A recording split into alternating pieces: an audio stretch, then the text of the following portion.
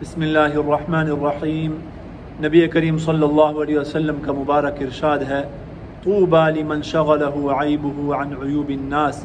کہ اس شخص کے لیے خوشخبری ہے جسے اپنے عیوب دوسروں کے عیوب دیکھنے سے باز رکھے۔ ایسا انسان انتہائی خوش قسمت ہوتا ہے کہ جو ہمیشہ اپنے عیوب کے اوپر، اپنی کمزوریوں کے اوپر، اپنی کوتاہیوں اور اپنے گناہوں کے اوپر نظر رکھتا ہے۔ اس کی نظر دوسروں کے عیوب کے اوپر نہیں ہوتی، دوسروں کی کمزوریوں کے اوپر اور گناہوں کے اوپر نہیں ہوتی۔ اس کا دل صاف ہوتا ہے، چونکہ اس کا دل صاف ہوتا ہے لہذا اسے دوسروں میں اچھائیاں نظر آتی ہیں، برائیاں نظر نہیں آتی۔ لیکن جس انسان کا دل سیاہ ہوتا ہے کالے چشمے کی طرح، کہ اگر انسان کالا چشمہ پہن لیتا ہے تو اسے ہر چیز سیاہ نظر آتی ہے، ایسے ہی کسی انسان کا جب دل سیاہ ہوتا ہے تو اسے بھی سامنے والے کی شخصیت میں جو ہے نا عیوب ہی نظر آتے ہیں۔ اللہ رب العزت جب کسی کے ساتھ خیر کا ارادہ فرماتے ہیں تو اسے اپنے عیوب دیکھنے میں مشغول کر دیتے ہیں اور ان کی اصلاح کرنے کی اور ان سے توبہ کرنے کی توفیق نصیب فرما دیتے ہیں۔ اور اللہ رب العزت جب کسی کو محروم فرمانا چاہتے ہیں تو اسے دوسروں کے عیوب کے اوپر نظر رکھنے والا بنا دیتے ہیں۔ بعض لوگ ہوتے ہیں کہ بس ان کا کوئی کام ہی نہیں ہوتا، انہیں کسی کے اندر بھی کوئی اچھائی نظر آتی ہی نہیں ہے۔ آپ ان کے سامنے کسی کا بھی نام لیں گے، کسی عام آدمی کا، کسی خاص آدمی کا، کسی عالم کا، کسی تاجر کا،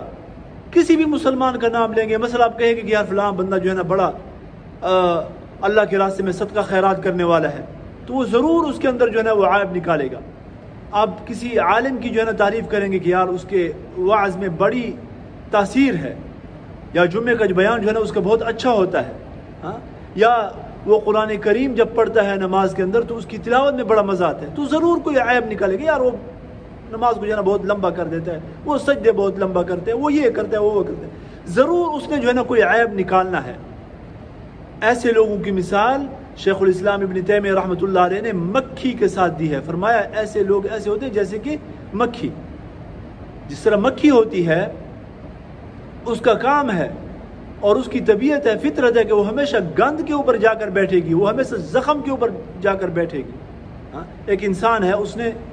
خوشبو لگائی ہوئی ہے، صاف ستھرا لباس پہنا ہوا ہے، غسل کیا ہوا ہے، بالکل صاف ستھرا، لیکن اس کے جسم میں کہیں پر زخم بھی ہے، تو مکھی کہاں پر آ کر بیٹھے گی؟ جا کر یہ سارے وجود کو چھوڑ دے گی، خوبصورت لباس کو چھوڑ دے گی، خوبصورت صاف ستھرے چہرے کو جو ہے نا وہ چھوڑ دے گی، وہ جا کر بیٹھے گی وہاں پر جہاں پر زخم ہے، جہاں پر گند ہے۔ تو ایسے لوگوں کی مثال بھی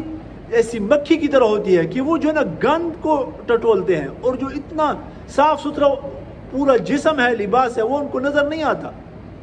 تو اللہ رب العزت ہمیں ہمیشہ اپنے عیوب کے اوپر نظر رکھنے والا بنائے، دوسروں کے عیوب کے اوپر نظر رکھنے سے اللہ پاک ہماری حفاظت فرمائے۔